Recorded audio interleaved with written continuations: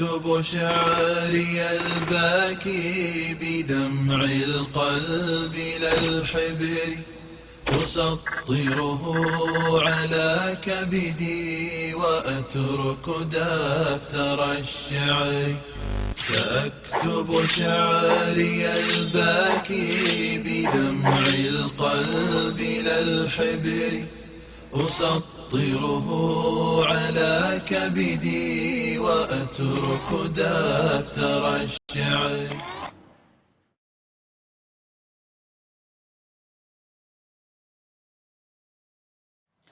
أعوذ بالله من الشيطان الرجيم. بسم الله الرحمن الرحيم والصلاة والسلام على سيدنا محمد وعلى آله وصحبه أجمعين والسلام عليكم ورحمة الله وبركاته. Frères et sœurs, assalamu alaikum wa rahmatullahi wa barakatuh. Heureux de vous retrouver en ce début d'après-midi afin de partager avec vous cette nouvelle et présente vidéo dans laquelle nous allons évoquer la question du chiisme. Bonjour à toutes les personnes n'étant pas de confession musulmane qui écoutent cette vidéo.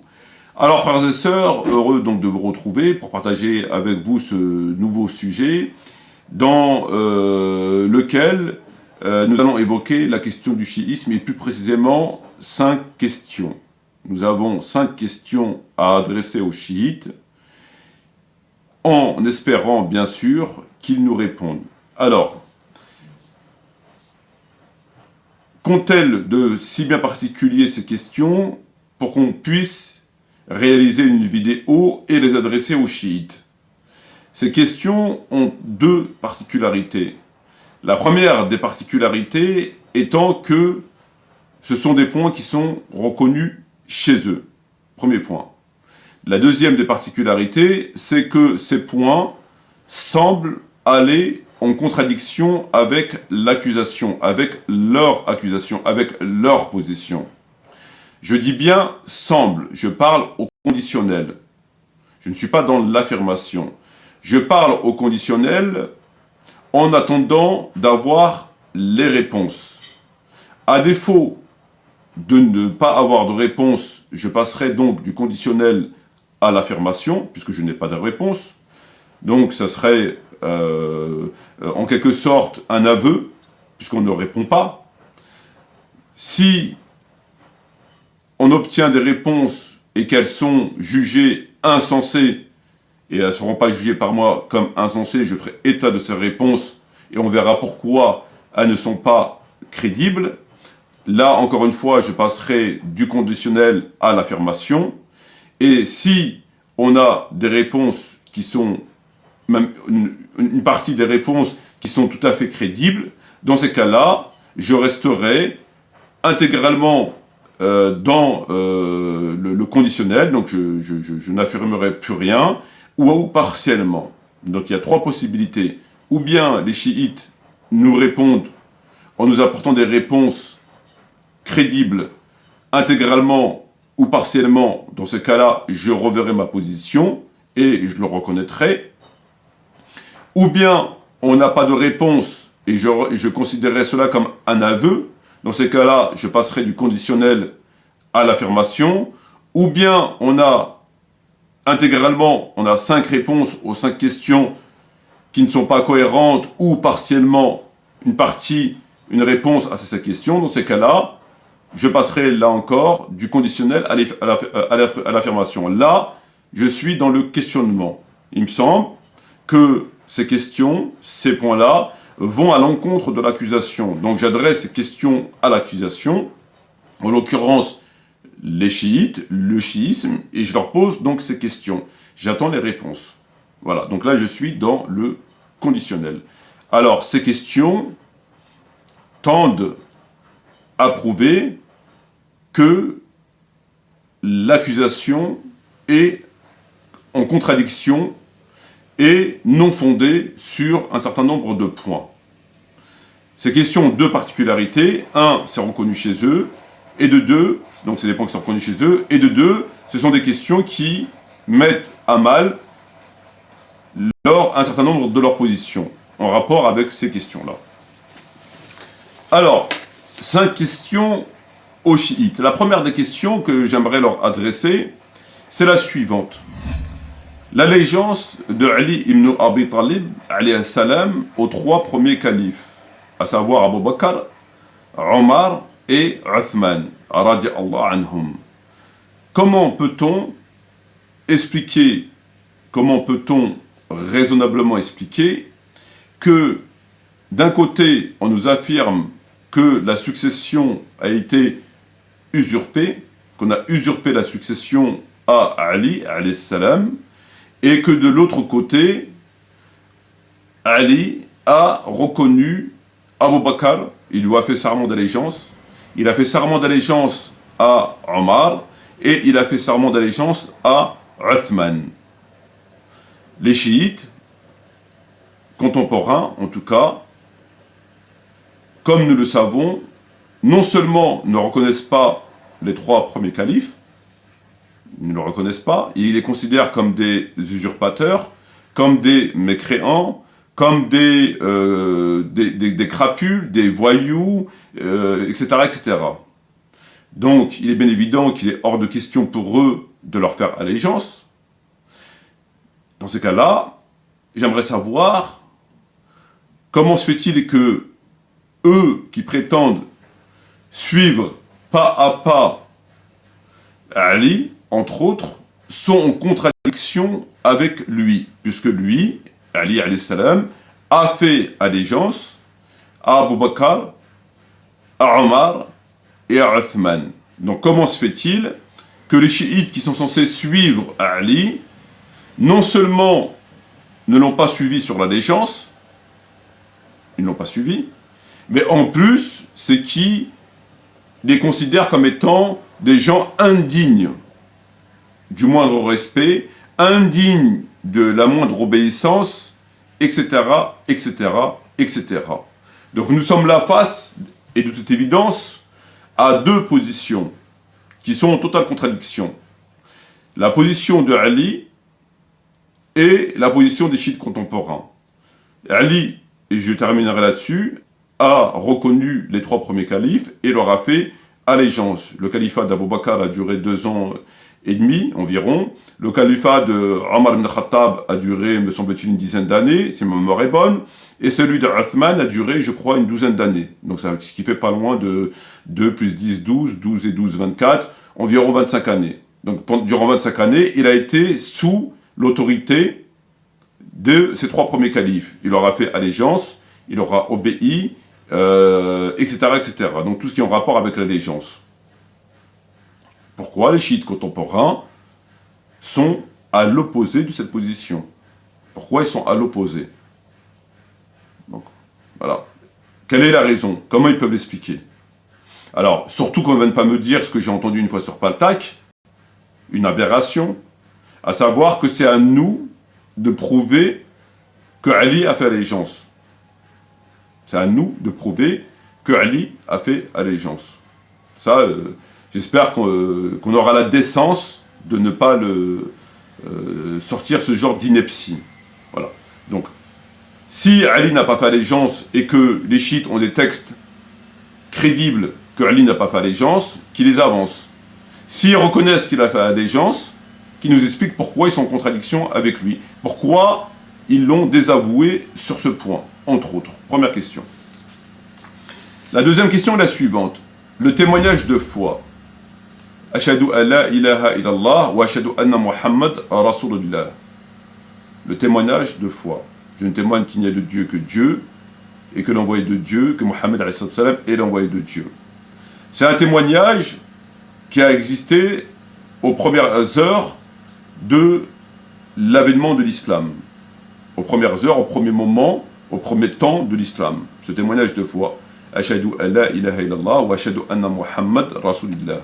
C'est un témoignage qui a existé depuis les premières heures de l'islam. Durant la période de la vie du prophète Mohammed, celui-ci a ainsi enseigné ce témoignage de foi. Après sa mort, les compagnons ont tous fait ce témoignage de foi. Tous ceux qui sont convertis à l'islam ont ainsi formulé ce témoignage de foi. comment se fait-il qu'aujourd'hui, ce témoignage de foi, chez les chiites, et en tout cas les chiites duodécimains, a été modifié? Puisque maintenant, comme le frère mettra l'extrait, et on l'a évoqué très récemment, les chiites disent « Ashhadu an la ilaha illallah wa ashhadu anna Muhammad Rasulillah wa Ali wali Allah » wa Ali wali Allah. أشهد أن لا إله إلا الله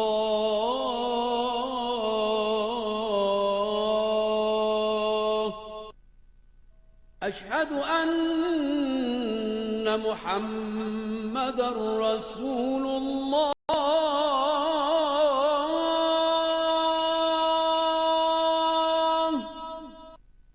أشهد أن محمد رسول الله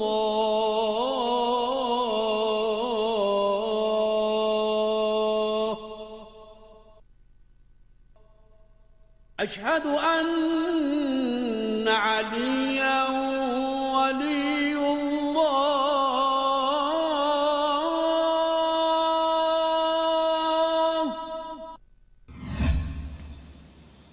Qu'est-ce qui s'est passé? Qu'est-ce qui justifie cette innovation? Et innovation très grave. C'est quand même une innovation qui rentre dans le premier pilier qui est l'attestation de foi. C'est quand même pas rien. Donc c'est une innovation extrêmement importante, capitale, grave, puisqu'elle rentre dans l'attestation de foi. Supposons un seul instant que nous autres, entre guillemets les sunnites, on ferait ainsi. Ashhadu an la ilaha illallah wa ashhadu anna Muhammad Rasulillah wa Abu Bakr wali Allah wa Omar wali Allah wa Uthman wali Allah.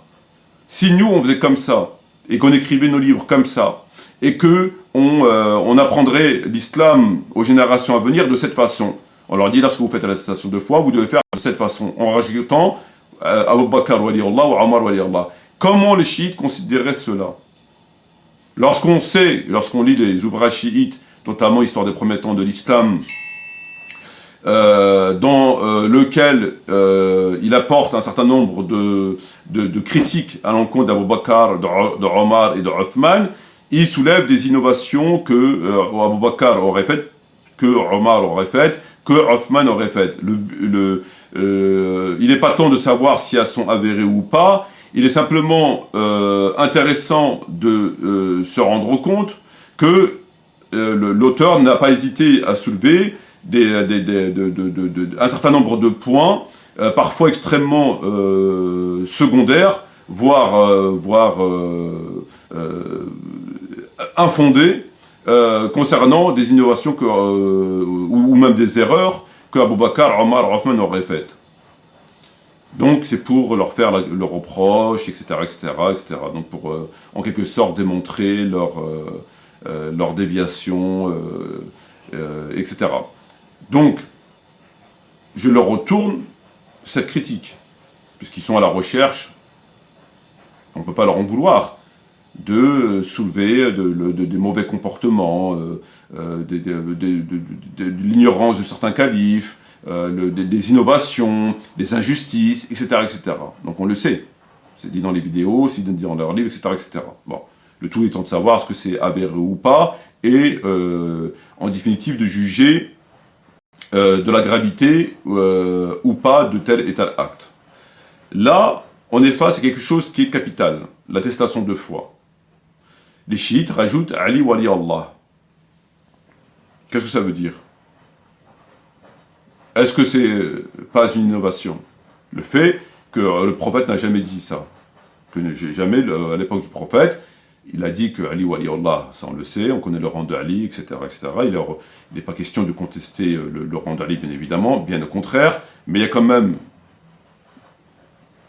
une certaine... entre reconnaître leur rang et faire des innovations. Parce que là, on est carrément... Est-ce qu'à l'époque du prophète, à un moment donné, dans l'histoire, durant ces 23 années environ de sa mission prophétique, et jusqu'à la mort de Ali, alayhi salam, jusqu'à la mort de Ali, est-ce que les chiites peuvent nous avancer des textes dans lesquels ou lequel cette attestation de foi a été validée, a été faite ou par le prophète, ou par Abu Bakr, ou par Omar, ou à l'époque d'Abu Bakr, ou à l'époque d'Omar, ou à l'époque d'Othman, ou surtout à l'époque de Ali, Hassan ou Hussein, alayhi salam. Voilà. Si on a une réponse par rapport à cela, très bien. On jugera de la qualité, de la teneur, du bien fondé ou du non fondé de la réponse. On verra ça. Sinon, comment on peut juger cela? Comment peut-on juger cela? Est-ce que c'est acceptable? Comment on jugerait, nous, aujourd'hui, un sunnite qui ferait la shahada en rajoutant Abu Bakr wali Allah et qui apprendrait ça à ses enfants? Comment on jugerait cela? Voilà. Donc, voilà pour la deuxième question.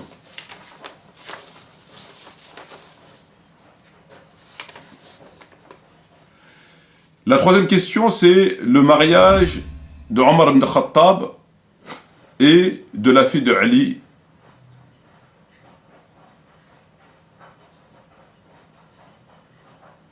Nous savons que Omar ibn Khattab s'est marié avec une fille de Ali, alayhi salam, Kulthum, si ma mémoire est bonne. Alors là, les chiites, vraisemblablement, ont deux positions.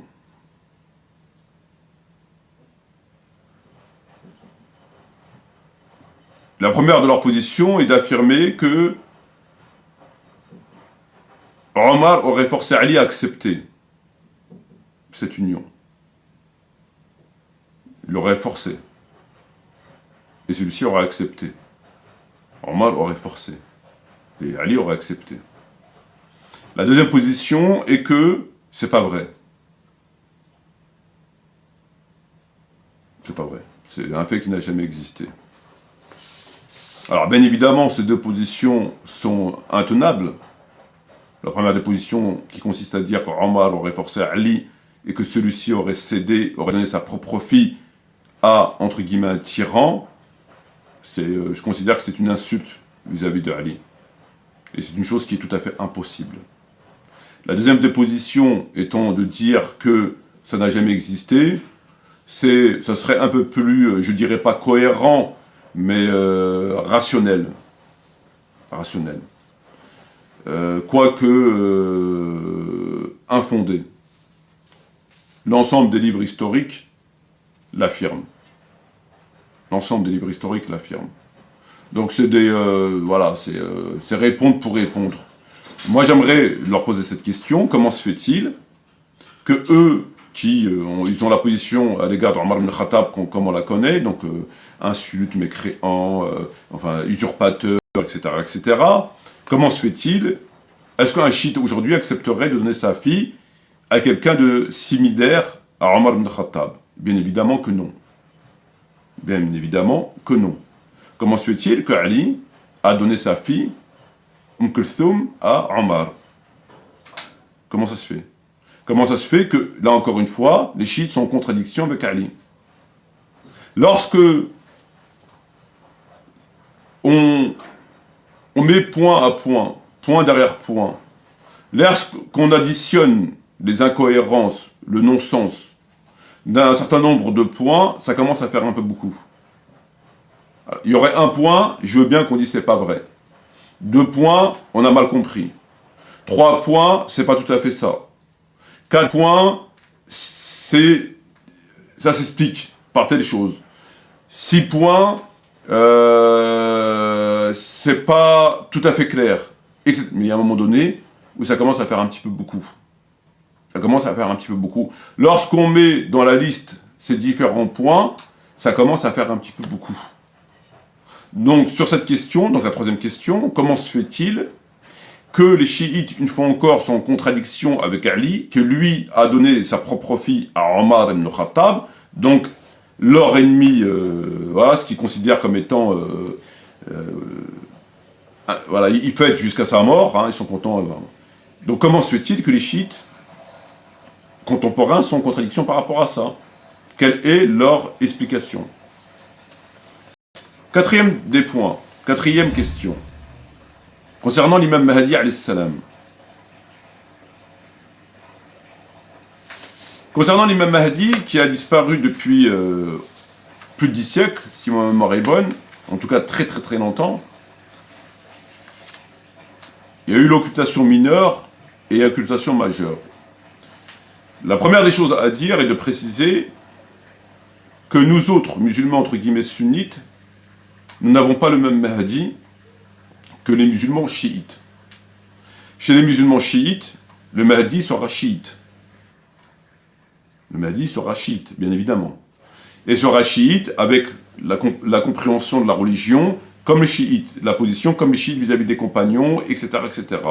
Donc, d'emblée, il est important de préciser que nous n'avons pas le même Mahdi. Pour nous, le Mahdi n'est pas celui des chiites.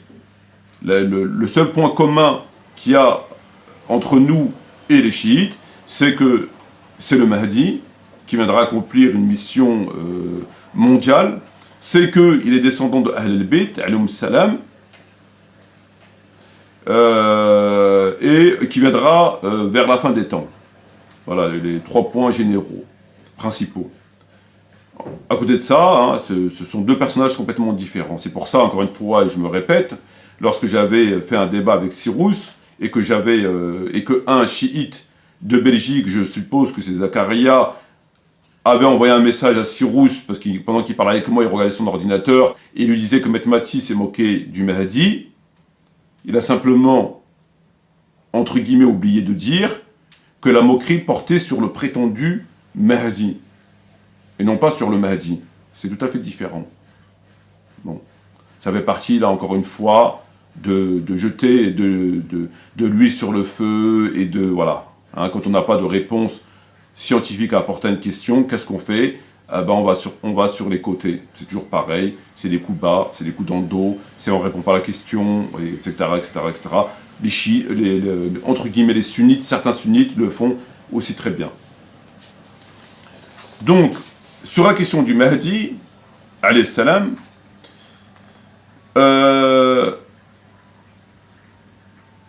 il est en occultation majeure.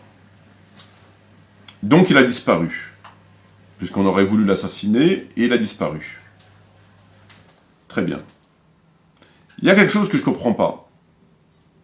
Moi, j'ai plus l'impression, non pas qu'il a disparu parce qu'on a voulu l'assassiner, mais qu'il a disparu parce que ça arrangeait bien le chiisme. Parce que ça arrangeait bien le chiisme. Pourquoi? Le chiisme repose, un des piliers chiites, c'est les 12 imams infaillibles, Mahsoumin. À commencer du premier, Ali alayhi salam, jusqu'au 12e, l'imam Mahdi alayhi salam. Le point commun de ces 12 imams, c'est qu'ils sont tous de Ahl al-Bayt et qu'ils sont tous infaillibles. Infaillibles. Ils ne font pas d'erreur, ils ne font pas de péché, etc., etc. Infaillibles. Et que seuls eux peuvent diriger la Ummah de l'islam.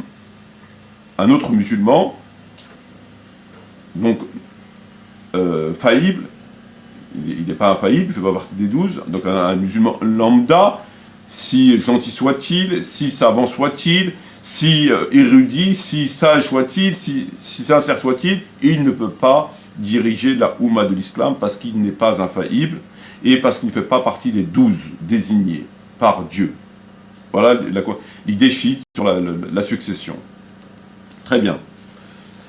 Donc, pour revenir au sujet, c'est qu'on nous dit que le 12e imam, l'imam Mahdi, a disparu. A disparu, il y a plus de 10 siècles. Et moi, j'ai l'impression qu'on l'a fait disparaître. Qu'on l'a fait disparaître. On l'a fait disparaître parce que ça arrangeait bien le chiisme. En quoi ça arrangeait bien le chiisme? Ça arrangeait bien le chiisme parce que si l'imam Mahdi, alayhi salam, chiite, avait vécu en son époque, il n'aurait pas disparu, il n'aurait pas eu de problème, personne n'aurait voulu le tuer. Très bien. Donc il serait né, il est né, il n'aurait pas été en occultation mineure, et donc à plus forte raison majeure, et il aurait fait sa mission. Il aurait fait sa mission. Déjà, ça aurait été une mission un petit peu prématurée, parce qu'il est censé venir à la fin des temps. Ça aurait été un petit peu prématuré, mais bon. Mais admettons, il n'aurait pas eu ce problème. Il serait mort, comme tout être humain, comme le prophète, qui est mort à environ 63 ans. Donc il serait mort aux alentours de entre 60 et 100 ans, on va dire. À sa mort, le chiisme serait mort. À sa mort, le chiisme serait mort. Pourquoi? Parce que le chiisme ne peut pas exister, n'a plus de raison d'être, si il n'y a plus d'imam infaillible. S'il n'y a plus d'imam infaillible, le chiisme ne peut pas exister. Si le 12e imam, l'imam Mahdi, aurait vécu en 100 ans et serait mort, le chiisme serait mort avec lui. Parce que il n'y a plus d'imam infaillible. Il n'y a plus de guide. Il n'y a plus de 12e. Il n'y a plus... C'est terminé. Donc, le chiisme meurt avec. Le chiisme meurt avec. Obligatoirement. Ça va de pair. Ça va de pair. Et donc, à partir de cette époque, il y a environ 10 siècles, il n'y aura plus de schisme. Il y aurait eu l'islam, comme il existe aujourd'hui, mais un islam théorique. Parce que le dirigeant n'est plus là.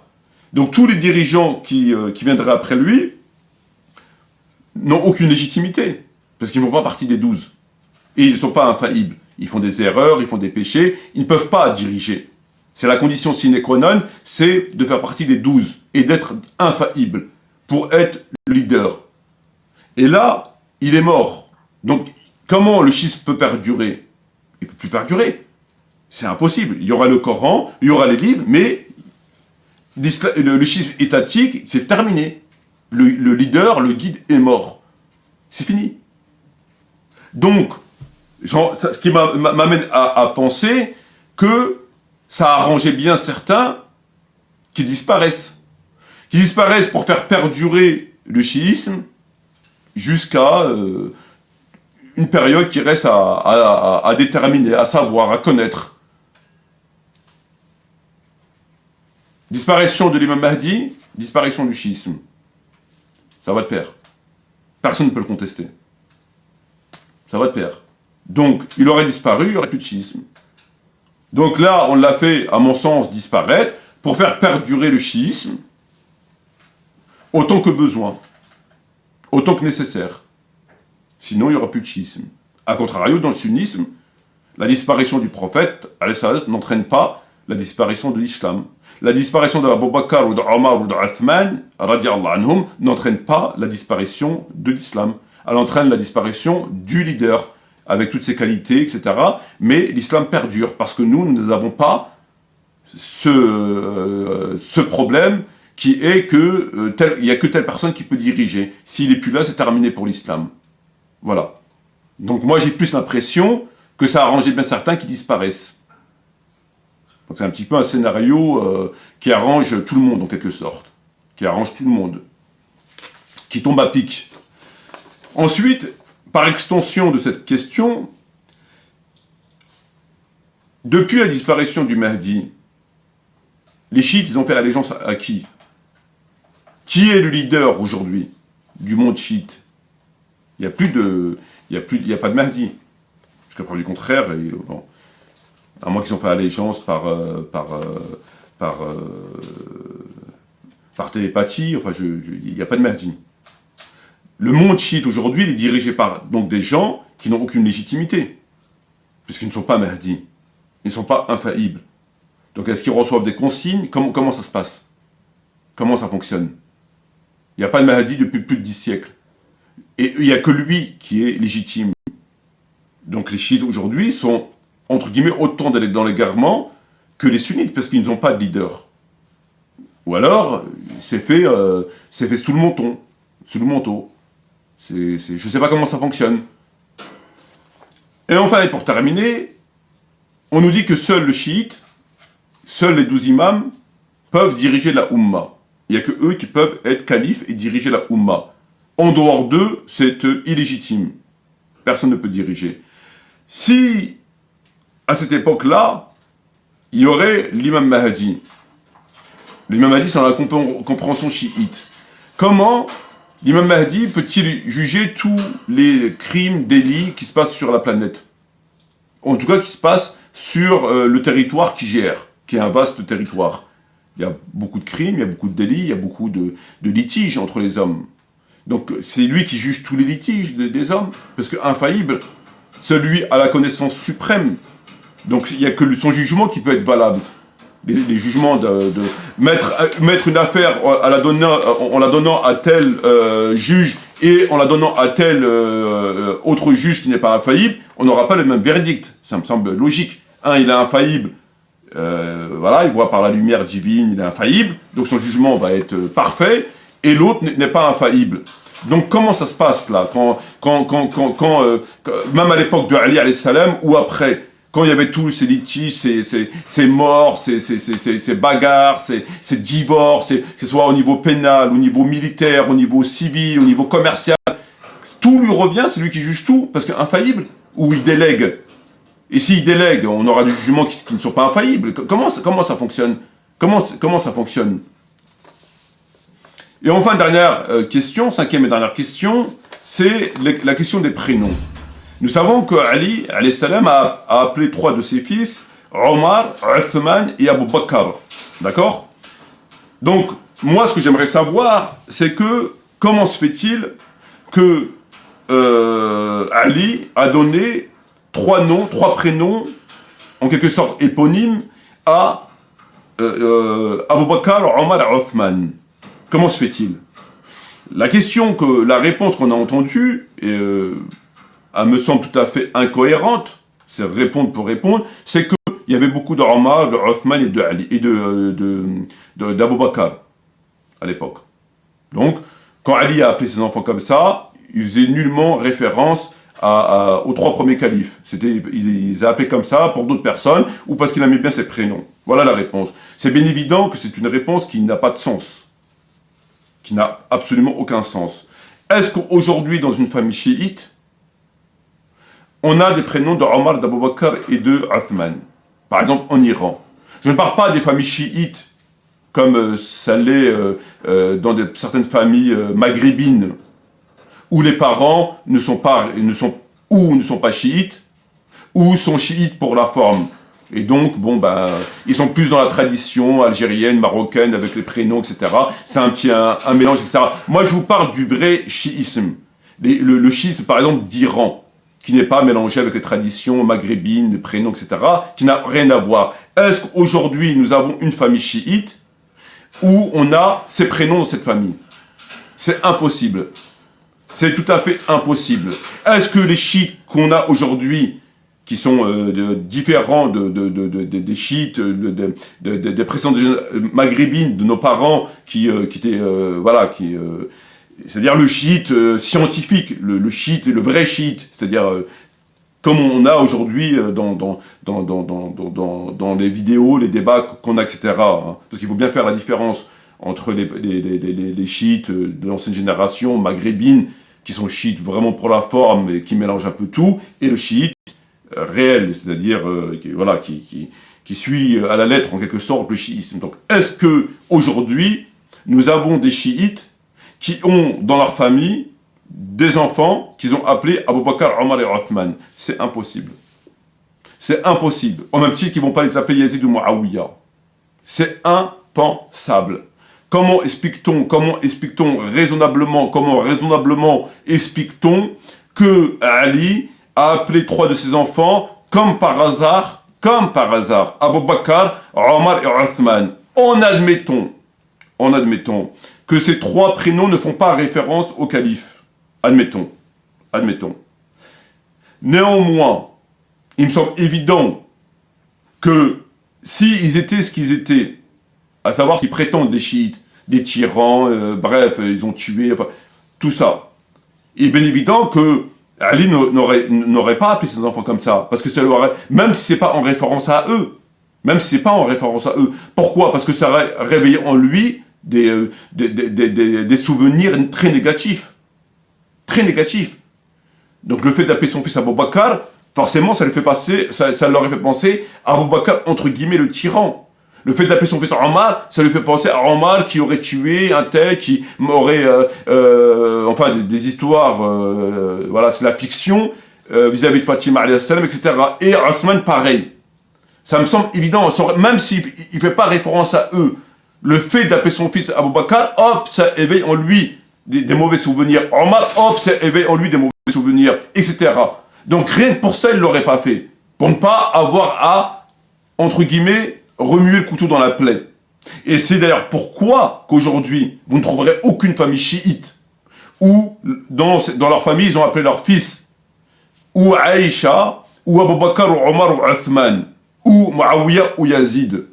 C'est parce que ces gens, pour eux, sont tyrans. Ce serait indigne qu'un de leurs enfants porte le prénom de gens qui sont considérés comme les pires de l'humanité.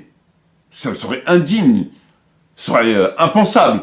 Un chiite qui appelle son fils Omar, Omar viens mon enfant, c'est impensable. Impensable. D'ailleurs, on va pas rentrer parce qu'on va dire non, c'est pas vrai ce que je dis, ils font pas comme ça en Iran. Ils vont laisser le sujet principal pour aller faire des polémiques, des choses qu'on ne peut pas réellement prouver. Mais c'est pas grave, mettons ça de côté. Donc comment, et pour terminer, comment explique-t-on, comment les chiites explique-t-il que Ali, alayhi salam, a appelé 3 de ses fils, Abou Bakr, Omar et Othman? Quelle est la réponse? A-t-on une réponse cohérente? Mis à part celle qui consiste à dire que ces 3 prénoms ne font pas référence au calife. Réponse incohérente, puisque comme je viens de l'expliquer, c'est une drôle de coïncidence que c'est les 3 mêmes prénoms, une drôle de coïncidence, et de 2, quand bien même ces 3 prénoms ne font pas référence aux 3 premiers califes, il est impensable que si ce qu'on attribue aux 3 premiers califes était avéré, Ali les aurait appelés comme ça, même s'il ne fait pas référence à eux. Pour une seule et unique et bonne raison, c'est que cela aurait éveillé en lui des souvenirs atroces. Atroces. Si ce qu'on leur attribue est avéré, comme le disent les chiites. Ce qui explique pourquoi que vous ne verrez jamais dans aucune famille chiite ces prénoms. Donc voilà les 5 questions. Je les résume. Première question, l'allégeance de Ali aux 3 premiers califes. Deuxième question, le témoignage de foi qui a été modifié. Troisième question, Ali qui a donné sa fille à Omar. Quatrième question, le Mahdi. Cinquième question, les 3 prénoms. Voilà. Donc je poste cette vidéo et on attend la réponse des chiites.